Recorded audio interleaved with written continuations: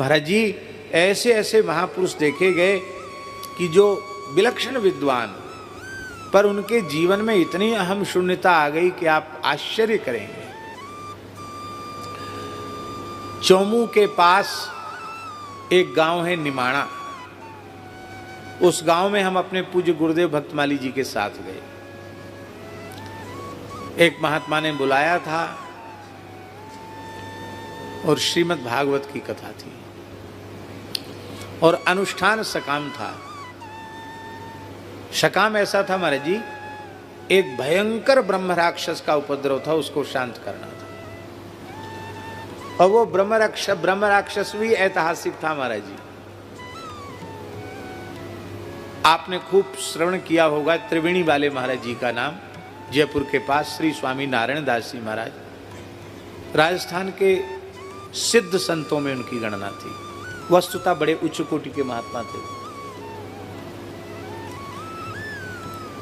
राजस्थान क्षेत्र में तो उनको भगवान के जैसा आदर लोग करते थे। उनका हमारे ऊपर भी बड़ा स्नेह था। उनके महाराज जी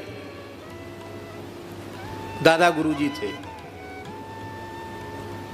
वो भी सिद्ध थे। उनके गुरुजी भगवान दास जी वो भी सिद्ध थे। उनके दादा गुरुजी गंगा दास जी वो भी बड़े सिद्ध थे। और परंपरा से कई पीढ़ी तक सिद्ध ही पुरुष होते हैं। तो महाराज जी एक पंडित आते थे मिथिला से, बहुत बड़े विद्वान थे।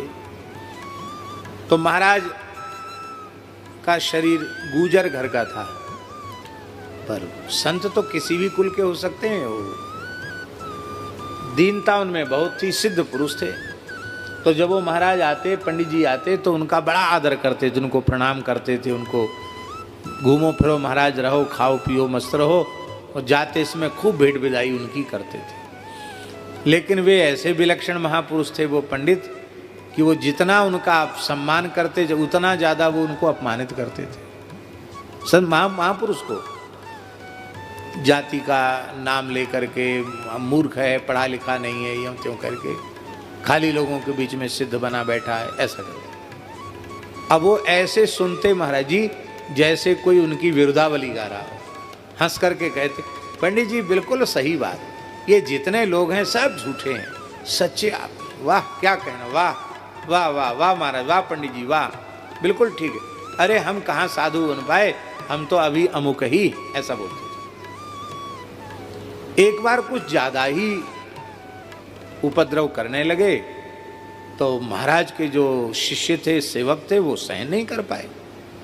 उन्होंने कहा अरे बहुत हो गया, सुनते सुनते कान पक गए। गुरु महाराज की सरलता की भी चरम सीमा और इस दुष्ट की दुष्टता की अभी देखते।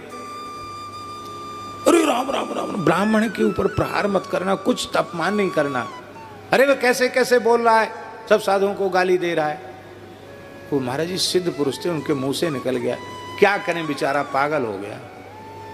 बस इतना कहते वो शास्त्रों के चूड़ांत विद्वान पागल हो गए। पागल हो गए तो पागल होते होते पागल तो कहीं से कहीं भटकते हैं। इन्होंने कहा भी कि भैया उसको पकड़ लो, इलाज कराओ, लेकिन वो तो अब अभिशाप लगा था, संत का अपराध। वो महाराज जी गलता में जा करके एक पत्थर पर सिर पटक पटक करके मर गए। वहीं ब्रह्म राक्षस की होनी होगी। पढ़े लिखे तो थे ही। एक महात्मा उनको वो परेशान करने लगे, वो भी अनुष्ठानी संत थे। वो इतने दुखी हो गए कि रुनुकता में यमुना जी में कूद कर प्राण देने के लिए तैयार हो गए। वो ब्रह्म राक्षस प्रकट हो गया, तरह तरह के भेष बनाता था। उसने कहा मैं तो परेशान हूं, तुमको मरने के लिए थोड़ी सता रहा हूं, हमको इस योनि से छुड़ाओ, क्योंकि अब तीसरी पीढ़ी चल रही है। नारायण जी तीसरी पीढ़ी में थे। मेरे उद्धार का उपाय पूछ के आओ।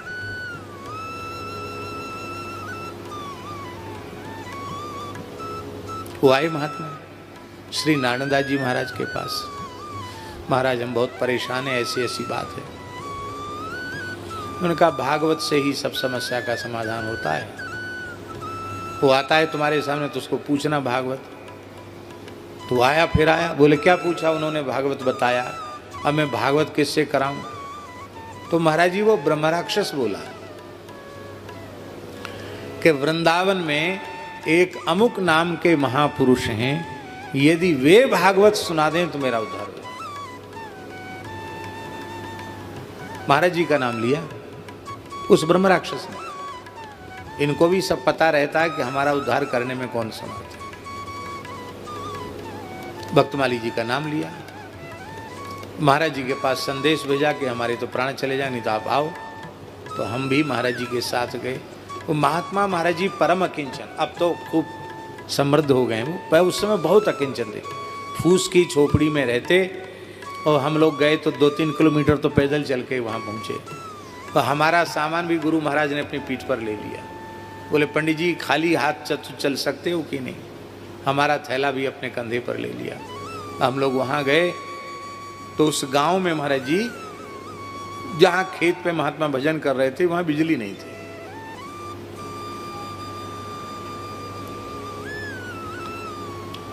एक कक्ष था खेत में, उसमें बाजरे की करब से उसके दरवाजे को और खिड़की को बंद, खिड़की में कोई पल्ला वल्ला नहीं थे न दरवाजे में। और ठंड का समय तो रात को बालू ठंडी हो जाती तो खूब ठंडी हवा चलती है। और एक बोतल में मिट्टी का तेल भरा हुआ, उसमें वो बत्ती जल रही है। जाते ही महाराज जी ने उसको तो बुझवा दिया। बोले इस कैरोसिन की गंध से देवता भाग जाएंगे, इसको बंद कर दो। अंधेरा हो गया, एक घड़ा में पानी बस, और कुछ नहीं, कोई व्यवस्था सुविधा नाम की कोई चीज नहीं।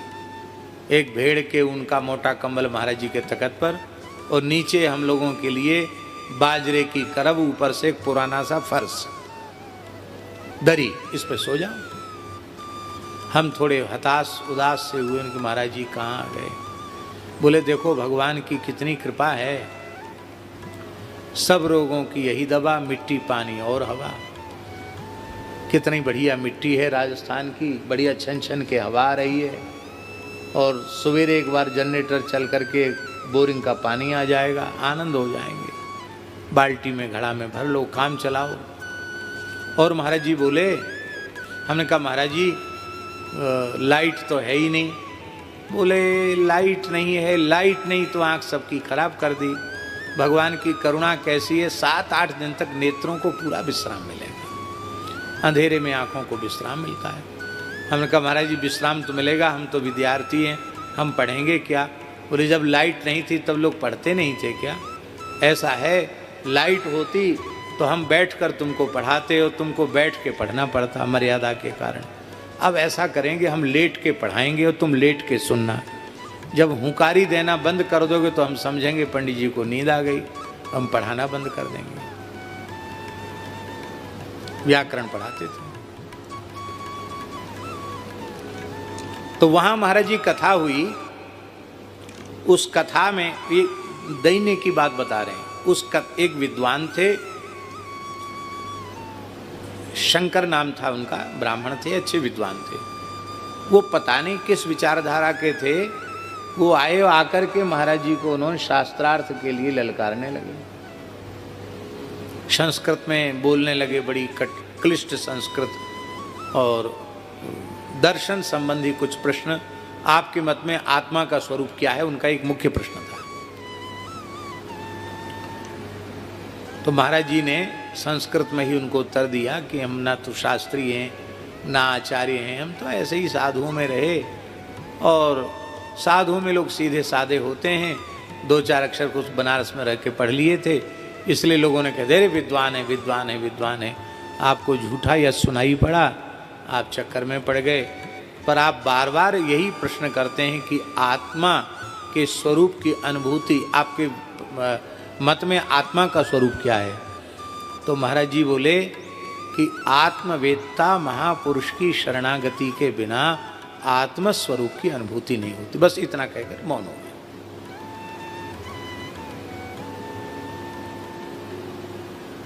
और गांव के लोग ताली बजा रहे। ये बाबा महाराज जी स्वरूप में तो, वेशभूषा में तो एकदम सीधे साधे थे ही।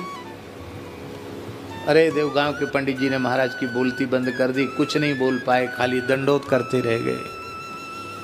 और हमको इतना मन में क्षोभ हो रहा था कि हम बच्चे हैं, कुछ पढ़े लिखे होते तो हम कहते हैं क्या गुरुजी से बात करता है, हमसे बात कर, और हम पढ़े लिखे नहीं, हम क्या करें। इसके बाद कथा आरंभ हुई। एक दिन महात्म हुआ तो 8 घंटे महाराज जी रोज कथा कहते थे। तो पहले दिन महात्म्य के बाद दूसरे दिन 4 घंटे में जब जन्माद्यस्य यतः की चर्चा महाराज जी ने, वो पंडित जी समझ गए कि ये जिसको हम समझ रहे थे ये अनपढ़ है। भागवत पूरी जो लगा लेते हैं उनसे पहला श्लोक नहीं लगता है। 2-2, 3-3 आवृत्ति लगाने वाले लोग भी पहला श्लोक नहीं लगा पाते हैं। महाराज जी ने 4 घंटे व्याख्या की। आंख बंद करके महाराज बोलते थे। तीसरे दिन तो वो चरणों में साष्टांग पड़ गए, बोले महाराज मैंने बड़ा भारी अपराध किया आपके प्रति, आपका तिरस्कार करके। महाराज जी बोले नहीं, आप विद्वान हैं, आप तो सबका आदर ही करते हैं, वस्तुतः हम पढ़े लिखे नहीं, यही कहा। बाद में वो ब्राह्मण परिवार सहित महाराज जी के शरणागत हो गया। तो जब रास्ते में आ रहे थे तो महाराज जी बोले पंडित जी आपके मन में क्या हो रहा था कि हम झगड़ा करेंगे। देखो झगड़ा करते तो घर में खीर मालपुआ जाके पाए, ये खाने को कहाँ मिलता। एक एक गमछा कपड़ा बेचारे ब्राह्मण ने दिया, थोड़ी बहुत साधु ब्राह्मणों को दक्षिणा भी दी, ऐसे विनोद में बोलते थे। इस सब से वंचित रह जाते, इसलिए कभी झगड़ा नहीं करना। हाँ, लिखा है वादो नावलंब्या, नारद जी के आज्ञा है, वाद विवाद में भक्त को नहीं पढ़ना चाहिए।